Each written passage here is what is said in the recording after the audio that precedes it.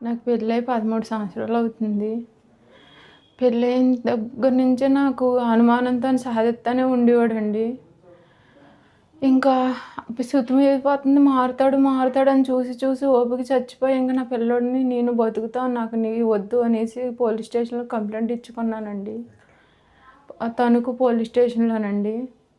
ఇచ్చుకుంటే సారాలో నీ సామాను తీసుకొని నీ పిల్లోడితో నువ్వు బతుకమ్మ అని చెప్పి తనకు వార్నింగ్ ఇచ్చి తన జోలికి వెళ్ళొద్దని చెప్పి వార్నింగ్ ఇచ్చి తన్నే వదిలేశారండి. ఇప్పుడు నేను ఒక 5 రోజులు అవుతుందండి బయట ఉంటున్నాను, ఇంకో ఇల్లు తీసుకొని. ఈరోజు మధ్యాహ్నం షాప్ దగ్గరికి వచ్చి కాలు నొప్పి వచ్చేస్తుందమ్మా, నన్ను కొంచెం ఇంటి దగ్గర దింపు అంటే నేను ఇంటి దగ్గర దింపను, ఆ ఇంటికి నేను రానంటే కనీసం రోడ్డు మీదైనా దింపేయమ్మా అని చెప్పి వెనకాల కూర్చున్నారండి.